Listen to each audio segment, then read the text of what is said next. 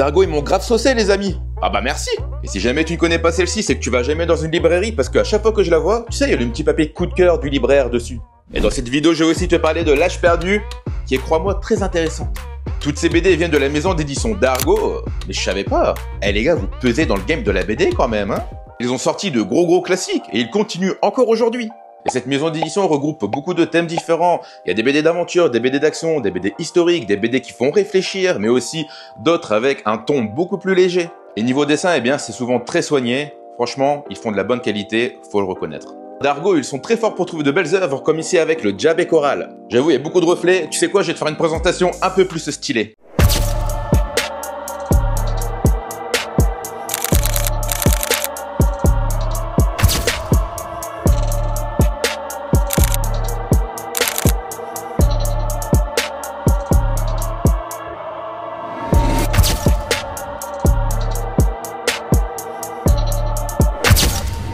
Prague, 1938. Coral, ado juive futée et un brin rebelle, voit apparaître le diable. Mais elle est seule à pouvoir le voir. Ensemble, ils errent tous deux dans une ville qui s'assombrit. Lui veut qu'elle bascule du côté du mal. Elle veut comprendre ce lien étrange qui les unit. Entre cirque, légendes mystiques et menaces nazies, Coral, eh bien, va devoir choisir jusqu'où elle est prête à aller pour rester libre. Maintenant que tu connais un peu mieux le résumé de la BD, laisse-moi te dire que celle-ci a été créée par un seul auteur, José Homs.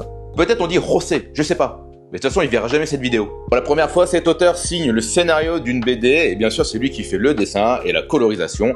Donc voilà, il y a un seul mec derrière tout ça. Mon avis, c'est que pour une première BD en tant qu'auteur, eh bien, je la trouve vraiment réussie. Alors pour les points forts de la BD, on retrouve un très joli découpage. Franchement, c'est beau, c'est propre. Comme tu peux voir, il y a aussi de belles planches, l'univers est vraiment très riche, c'est coloré, c'est à la fois sombre mais avec beaucoup de contraste. Le dessin est vraiment détaillé, en tout cas on plonge directement dans un univers. Et perso, je pense qu'il y a une forte influence manga dans le caractère de cette BD, en tout cas dans le découpage et dans ce que l'auteur veut nous présenter, c'est ce que j'ai ressenti. Peut-être qu'il est fan de manga, je sais pas. Bon ça, moi j'avoue, c'est pas pour me déplaire. Et côté histoire alors, eh bien franchement, l'histoire elle est vraiment cool, bien que pas extrêmement originale non plus. Le diable m'a aussi fait penser à un manga qui s'appelle Death Note, on dirait un peu Ryuk. Tu vois de qui je parle, le célèbre dieu de la mort qui se balade toujours à côté de Light. Sache que si tu aimes cet univers un peu dark, obscur, eh bien tu risques fortement d'aimer cette BD. Néanmoins, j'avoue, c'est une BD qui aurait mérité 2 tomes.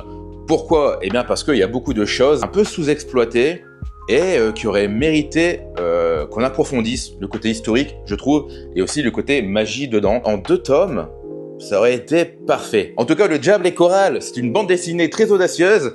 Eh bien, un auteur à suivre de très près s'il en sort une autre du genre. On passe directement à L'Âge perdu, les gars. Regardez-moi ce style graphique.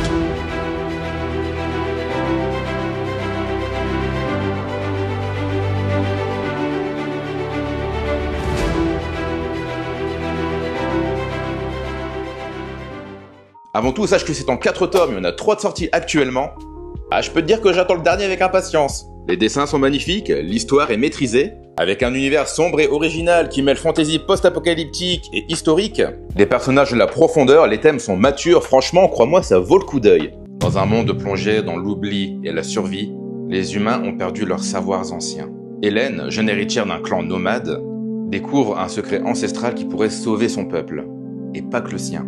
Mais entre rivalité, mystère et danger, elle doit affronter un passé oublié pour avoir la chance de bâtir un avenir.